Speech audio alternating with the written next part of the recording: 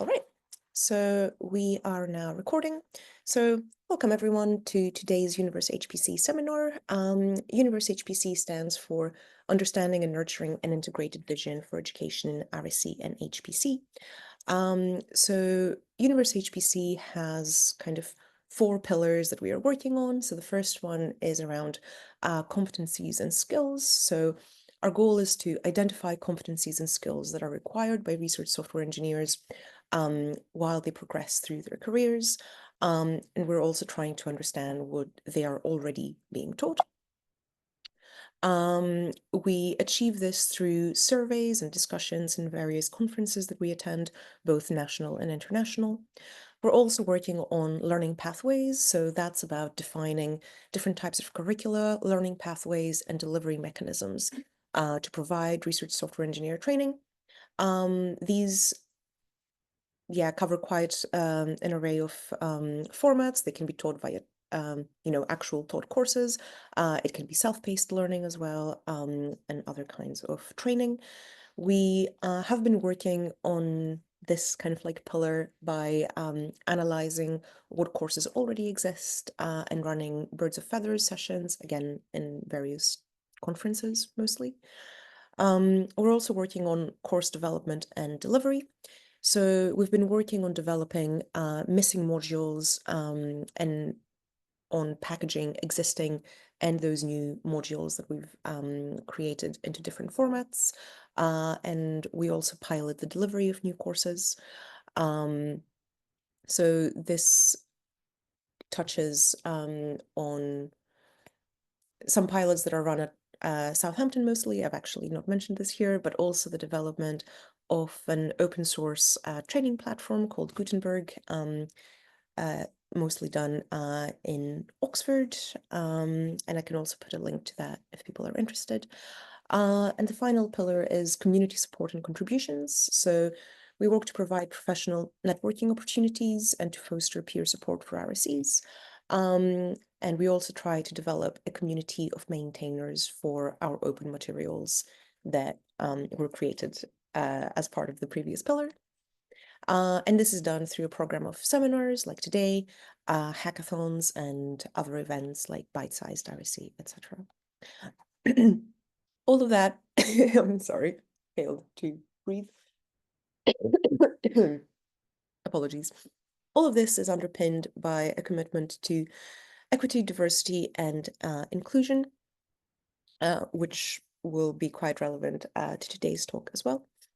And I believe this is the end of my slides, so I will now stop talking and I will hand over to Martin, who will introduce our lovely speaker today. Cool. Thanks, Irene. So yeah, my name's Martin. I'm from the Oxford Research Software Engineering Group. Really happy to host this seminar, this UNIVERSE-HPC seminar today. Also very happy that Kristen Merritt was able to attend and give a talk on the Move the Needle project, which she'll be talking about soon. So yeah, I've known Kristen a few years actually. We just lived down the road from each other actually. And which is really good for me, both for their company, but also they hold a really good Halloween party every year. Sadly not this year, but they usually do. And their house is always the best decorated of the neighborhood, I can report. But anyway, on a work front, she's the CMO of Alka's Flight and part of the advisory board of the Women in HPC organization. And yeah, so really interested to hear more about the Move the Needle project. So I'm going to hand over to Kristen now to tell us more about that.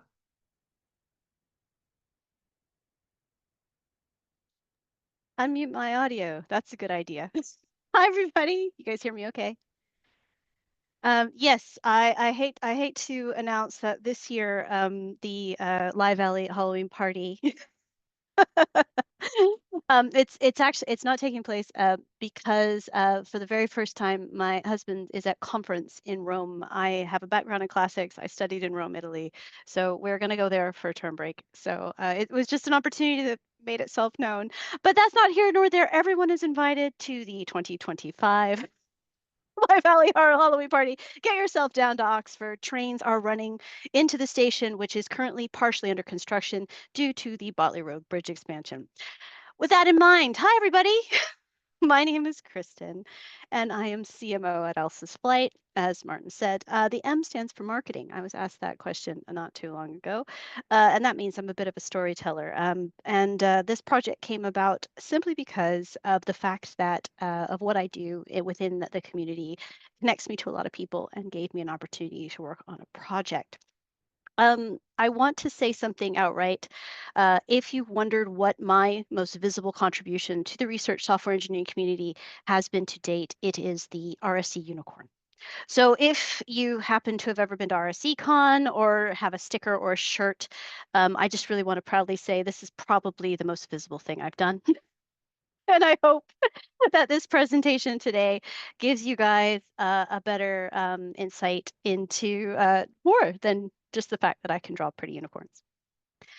The project that I'm about to discuss is an experiment. Again, I don't actually have a degree in psychology. I actually just only have a bachelor's degree in classics.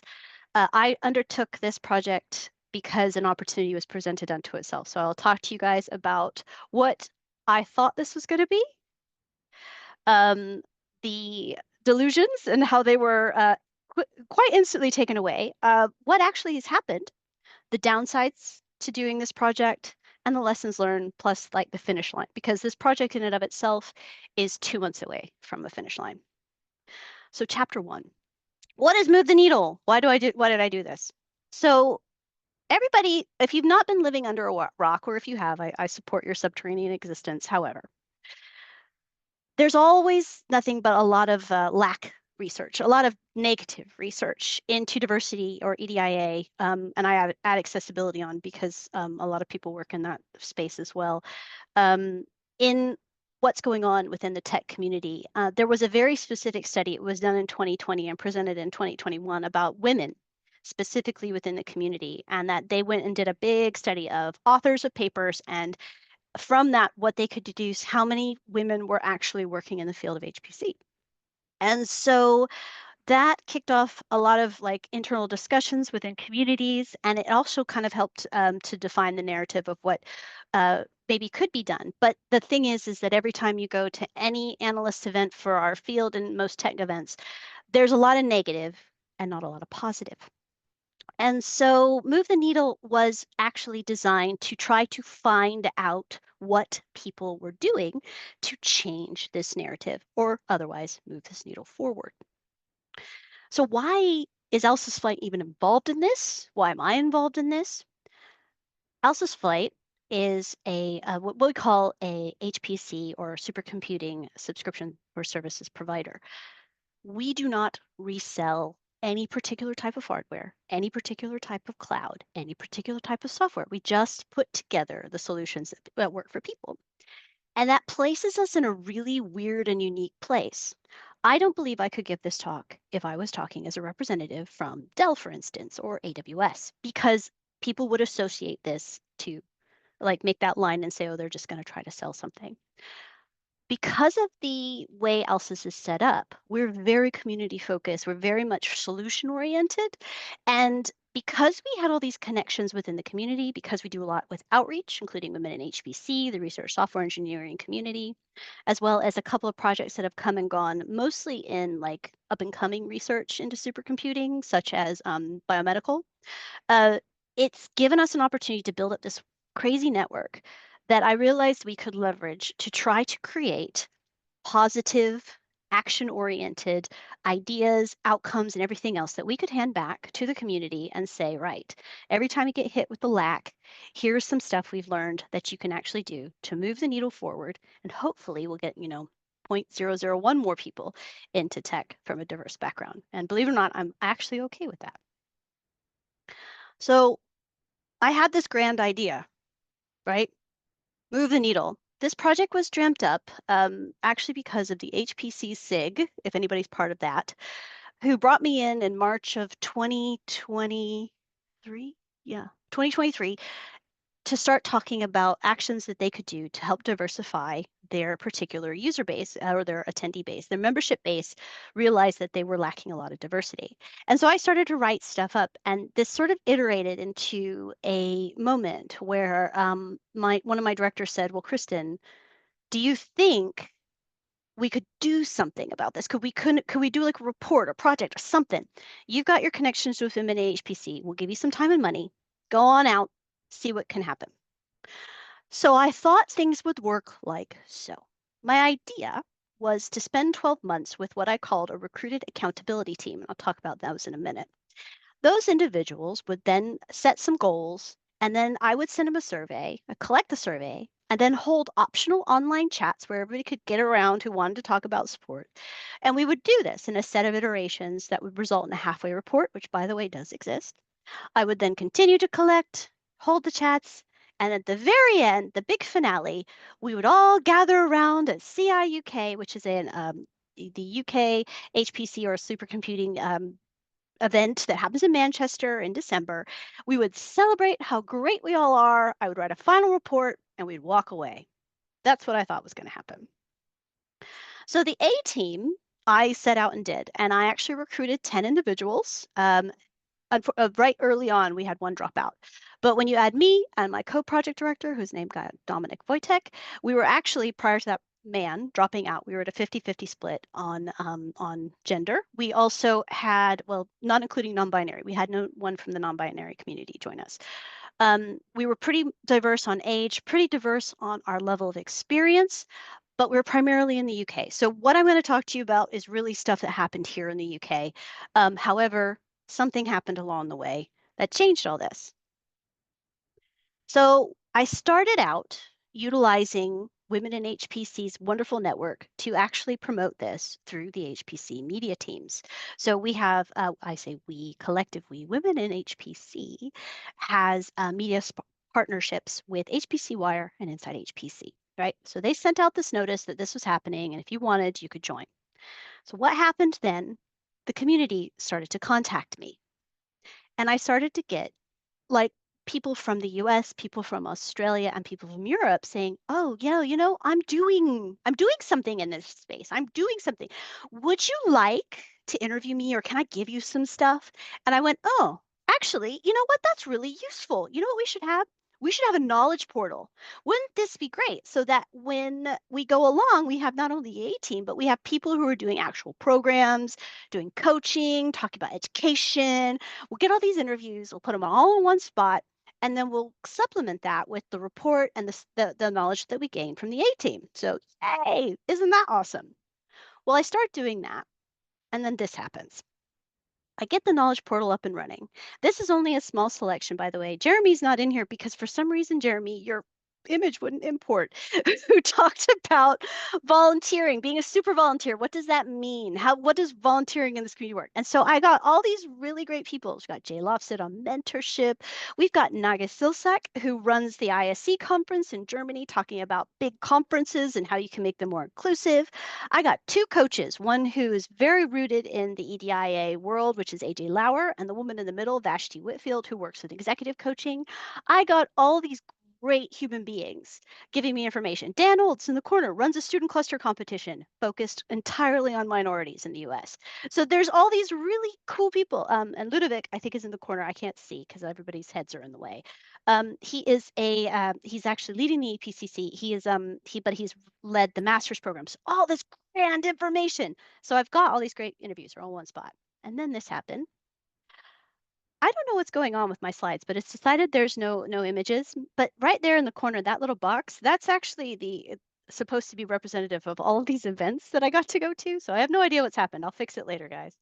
But I had an opportunity to go and do stuff to engage the wider community. So I had the UKRI's KTN group, which is Knowledge Transfer Network, invite us to do a talk about Move the Needle.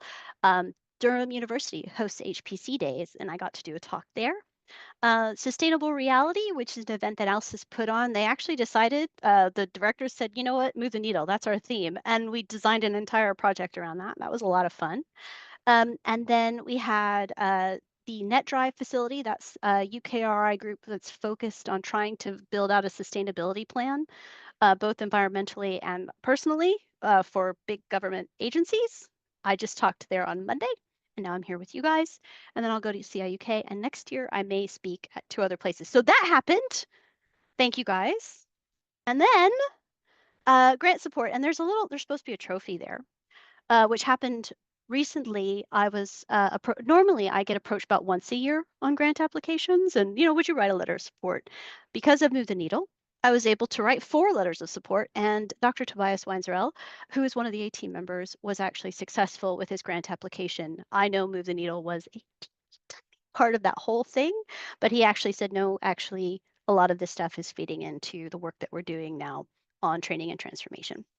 So those are the things that happened. So I went from here to here, but wait, there's more. There was some downsides to doing a project of this magnitude, and I have no idea where my images have gone. So, oh well, I'll send you the slides. The first thing that I have learned on doing any project that is based in people is that people will people. And I hope everyone understands what I mean when I say this. We are wonderful, wonderful creatures, but we do not operate like computers or machines. When I set out to do this project, when I set the things to the A team and the A team agreed back, they all signed a little agreement, which I could wave in front of their faces if I wanted to, saying, and 4 times you will give me some survey results. Well, only half of them gave me survey results. At this point, you can say, Kristen, then did you kick out half the A team? And to which I said, well, that's not very diverse and inclusive, would it be? I chose instead to say to these people who didn't give me the surveys, why'd you not give me the surveys? And one of them actually said something that really stuck with me and really explained a lot. I don't want to quantify my people, Kristen. That's what he said to me. And I went, oh, that's actually a very valid thing. So instead, why don't I call you up once a quarter and you tell me what you've gotten up to? And he said, okay, that sounds good. And we got 2 other people who just dump long form emails at me. And we have another person who shows up to the online calls and tells us everything that they're up to. And I had to realize right there in that moment that I had to meet people where they were. And that if I turned around and tried to force people to do anything that I wanted them to do, I would actually lose them along the way. So my end result was to actually allow for alternative contribution collection. So that is what everything turned out from where I started. The second thing that we've learned along the way, our brains are they're mean. They're so mean. And that is simply down to the fact that we have safety bias. We have all these crazy biological things that have actually served as barriers for almost every team member as they went through their goals along the way and their path. So too much sameness can work against you over time. It may be the thing that gets you off the ground. I'll be really, really honest with you. Anytime you're working in any type of goal setting and strategy orientation, you're going to actually start out great, but then we have this tendency to seek out the same. It's actually one of the reasons why you will find people falling over and hiring. Even if you try to do like blind recruitment and things like that, people will still try to find that generalization, that Barnum effect, as some people would call it. HR was notorious when I started out in the field with that like Myers-Briggs thing. And I would watch people try to generalize themselves into a particular category. And you'd learn later it's because they wanted to impress somebody. And it was not necessarily, there's all these crazy motivations. And so that last bullet point that I talked to you, that I say is that it was surprising how the inward turning of the group, the A team, and of a lot of what I got out of the interviews with people about what their individual style was, what their individual wants were, had a tendency, once they were relevant and they understood that part of themselves, they could actually go out and do better work. They could make better hires. They could make more well-rounded decisions on whether or not these goals were actually working for them or actually, quote unquote, moving the needle forward. I also want to talk about how toxic EDIA does exist. And I know that if I sat around and told you guys that everything was butterflies and everything was rainbows, you guys would say, well, Kristen, you're the same person who drew a freaking unicorn. You know how hard our jobs are. You know that we're trying to be a lot of things to a lot of different people. And I wanted to kind of couch this in a story before I get to the next slide, which kind of can help you if you find yourself in this thing. So along the way of doing this work, while I was trying to get information on different goal types and how people handled different situations, I was introduced to a fellow who I actually do like quite a bit. And as I was talking to him, I realized that I was beginning to doubt the project entirely. And that was because there are some traits of EDIA which can turn a situation toxic. If you're out seeking EDIA, it may not function if your motivation is driven by misplaced ideals or wants. And the best, like, actual psychological study behind this is what's called mimetic desire. And it's the idea of modeling and us doing what we do, like, why am I wearing this shirt? Why are you sitting in this room? You can actually trace your motivation back to a lot of the things that you model or the society you're in. The other thing is if your leadership doesn't act on your plans made. And there's some examples below about like how the CDO office, Chief Diversity Office, was set up in a lot of places, but those turnover rates were high. And someone went and did a study and found out that while EDIA was introduced with much fanfare, after that, people didn't know what to do to actually make it, quote unquote, work, right? So the poor CDO, who was the face of this, found themselves powerless and they left. The worst case is when the tool is utilized to erode psychological safety. It's also a victim trigger mechanism. Most common person that loves to use it is a fellow named Elon Musk. Perhaps you are familiar with him. He's quite good at playing with the psychology of any kind of situation where he plays with the advantage. So you will often hear of the term reverse discrimination, and there's a really good article about how that works. But the fellow who I spoke to, who again, I have a lot of respect for, and I intend to actually go back and revisit these things with him actually after the project is done, was that I realized he was putting me in a position of what I call the all or nothing scenario. And the EDIA aspects of anything you guys work on, everything I'm about to tell you, we learned and what to do is based on nuance. It is not, I am afraid to say, I can't look at everyone in this room and tell you I know the path, you follow this path, you're going to get down to the other side. Things are going to be a little bit different for everyone, but I can tell you best practices and what we got along the way. So all the negative out of the way. And now that picture works. I don't know what's going on. Let me tell you about the lessons we learned. This has nothing to do with technical skills. A lot of the surveys and a lot of the research, we are lacking of the technical skills. When story time. So I got to go to the University of Edinburgh. I got to go up to the EPCC, and they had an industry event. And at the industry event, that's where I met Dr. Ludovic Capelli. He started to survey industry people, not academics, and said, what are you looking for when you're hiring somebody? And nobody said Linux. Nobody said Java. Nobody said we'd like you to have 3 to 5 years experience in Scala or whatever the heck language is hot at the time. They all said, we really wish they could talk. We wish they could communicate clearly with us what they want. And in response, Dr. Capelli, and you'll see it down the line, he said, I think I did this. You know what? I say that to my students all the time. I tell them all the time, it's great that you know something, but if you can't tell me about it, you're going to lose it. And you guys as research software engineers probably deal with this constantly. It is probably one of those things that rears its head more times than not, because you guys are bridge builders. You sit between two worlds.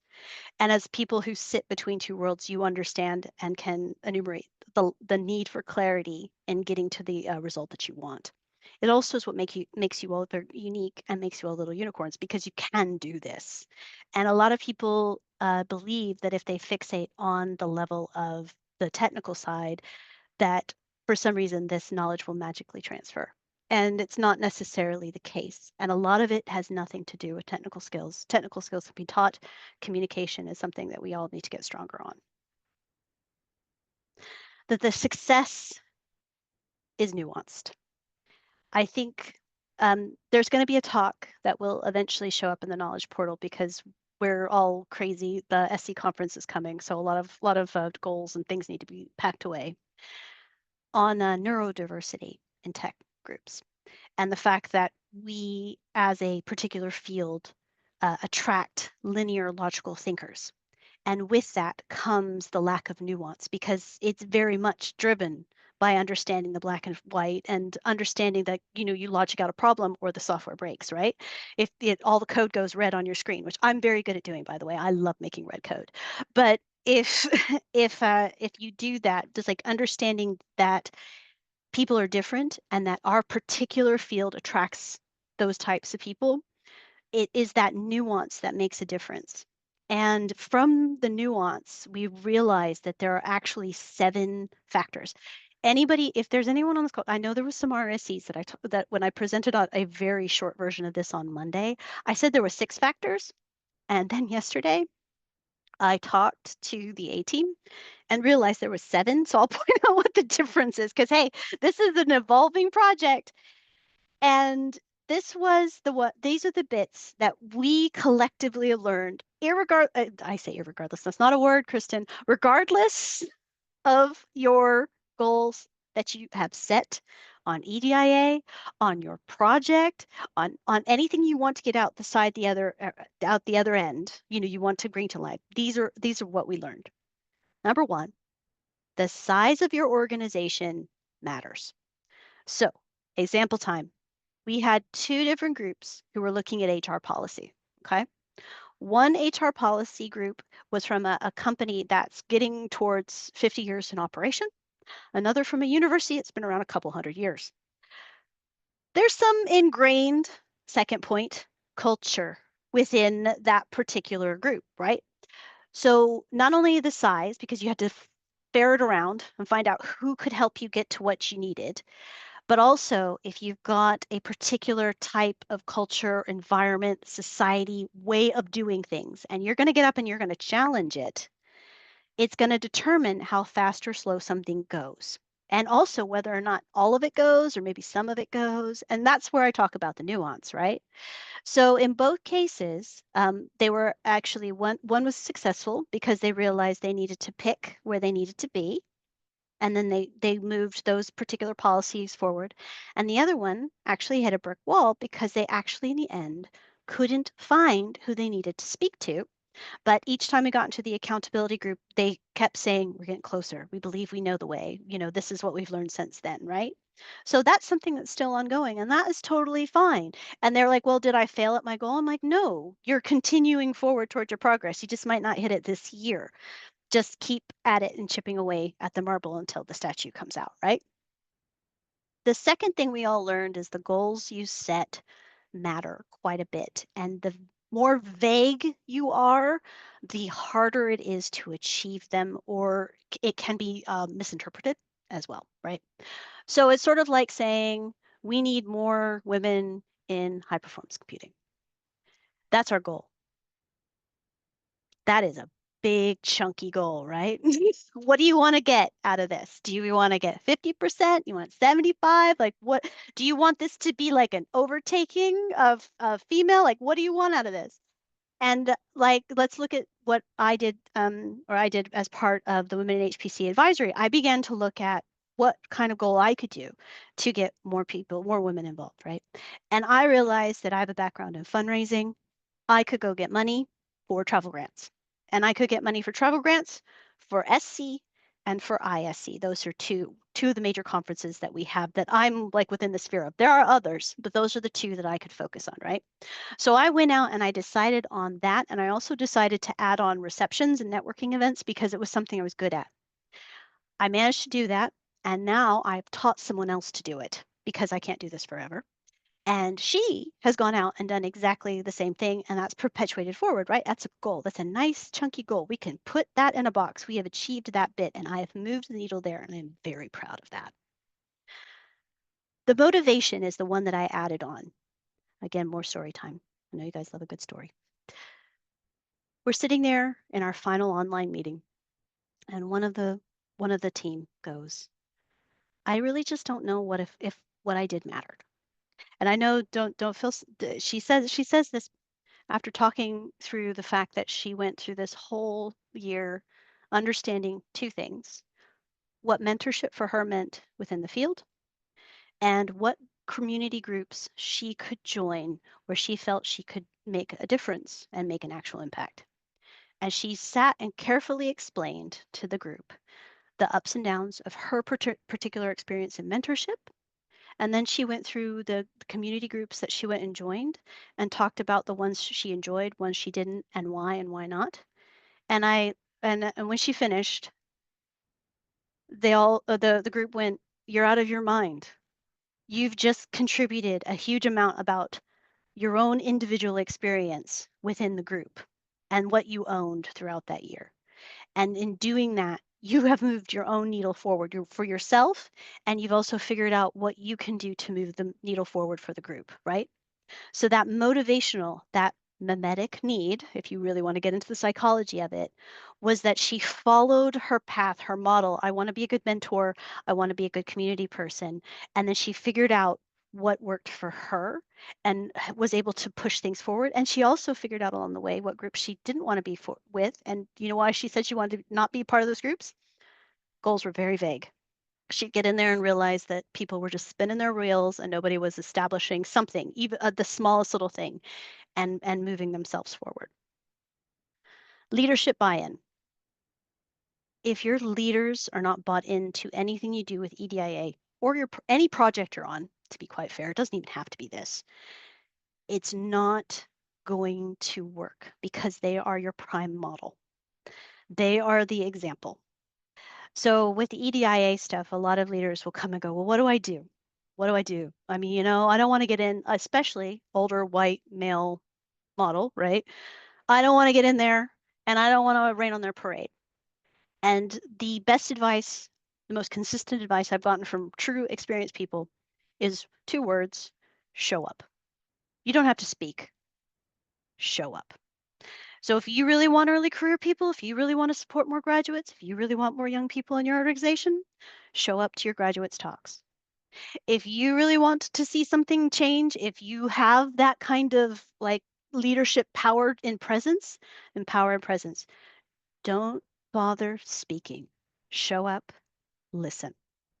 And that, believe it or not, can do the biggest thing in terms of getting other people to buy in to whatever it is you're up to. The other thing is ally engagement. More stories. A long time ago, when the dinosaurs walked the earth, I was standing outside of an ISC workshop for women in HPC, which, by the way, we don't do workshops at ISC anymore, and that's a fun story. You can watch the Natchez Slice interview to find out what happened there. It's good though. It's a bad thing gone good. I'll put it that way. Be open to change, guys. So I'm standing outside, and there's a guy wringing his hands, ring like this, outside the door. And I'm like, hey. And he's like, hi. And I'm like, you okay? And he goes, can I come in? And I went, can you come into the Women in HPC workshop? And he goes, yeah. And I go, well, what? Yeah, sure. Why do you think you can't? I'm not a woman. And it was that moment that hit me that I was like, yeah. And you will hear me say this if you go to other events and I talk. I will say one of the things that works against women in HPC is the title women. It is one of those things that gets people who would like to be involved as an ally or want to get some of this advice, which is very universal on many, many, many levels. Or in many cases, there are people who need this advice, who need to hear it, who are afraid to come because they're afraid they're going to come in and people are going to throw books at them or their laptops. I don't know what. So it's that engagement piece that I realized was so important to helping to move this conversation forward.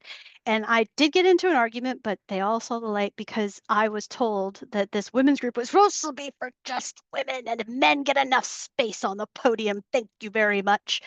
And I kind of said, well, you know, these are our allies and they care about us. And wouldn't it be nice if we started hearing men come in and talk about their experience of their moment when they realized maybe that the room was too masculine, or that they were with a young colleague who happened to be a woman, and you walk into, as I did, because I graduated into this, a conference where women are in bikinis giving out shots, and you're supposed to be somebody that is quote unquote an expert. And they realized that, oh, yeah, actually, this is a good opportunity. And so now ally talks are really common within women in HPC, and I'm glad for that because having everyone in the room matters. Excluding or trying to shovel people into a corner or push them into a place where they're supposed to, you know, it can turn into a cycle of negativity. A lot of people butting heads or complaints, a lot of big complaint. A lot of people like to complain, and it's good to complain, but give it 10 minutes and move on, as one of the A team members says. Yeah, okay, we can complain for 10 minutes and then we're moving on. So that's fine too. The last thing on my list is investing and volunteering. EDIA is such a great idea. And people can go to workshops and they can get really hyped up about it. And then they have to go back and they have to do their jobs.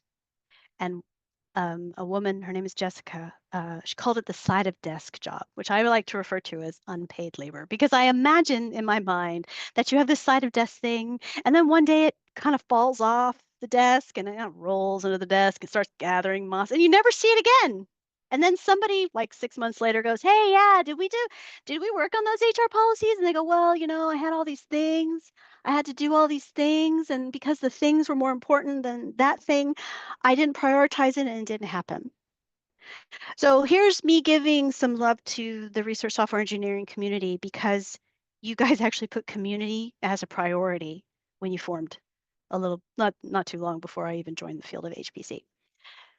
And because of that, you've not only pioneered your role, but there's this other role called the community manager, which I've now seen a massive rise in. People are seeking out those who can not only bond people with technical work, but they can bond the actual communities that have to work together in collaboration, because even though we like to say that universities don't compete, they do. And what happens when everybody has to get together and actually work towards a common goal? And those community managers build alliances, don't they? And that's why that role exists. So those are 7 factors that we learned. And this is me not talking about anyone's very specific goals, although I gave you guys some stories about them, just because I'm pleased to say I think every one of them is going to contribute in some way, shape, or form to the final report. I would have to say that if you walked out of here and you said, well, Kristen, like what would you say is the big key factor to getting anything off the ground? Whether it's an EDIA, it's a project, it's this, it's actually a lot about shutting up and listening. And I'm terrible at that, by the way. I love the sound of my own voice. But taking the time to actually listen to stuff all the way through, because again, success is nuanced and communication is key. How are you most likely to succeed? Again, a missing image. So, you know, cleanse your minds and just imagine very happy individuals giving each other a high five. Be able to explain your motivation. Set clear goals. Make sure your leaders are with you and that you have everyone represented. Don't section off some random group. Try to make sure everyone's represented. Oh, by the way, don't go into crazy committee mode. That's another level of overkill where you have like 35,000 people involved on something and then, you know, you can't get anything done. Try to keep it small as you reasonably can. So you don't end up in those places. Please, please, please include accountability. Don't set a goal and then say, yay, and then wander off, because then nobody's got ownership. Nobody's reporting on it. Nobody's going to take this one home as part of their KPI plans, whatever it is. It's just something that's not going to work. And then it can go all the way back to, well, what's motivating you to do this in the first place? And the third bit is to have, the last bit is have investment. Seriously, whether it's time or money, which is what Alsis gave me to do this project, or even a tangible reward out of the other side, that, you know, you will have a publication, this will happen, this is what we're headed towards. You're more likely to get there if you have these things behind you.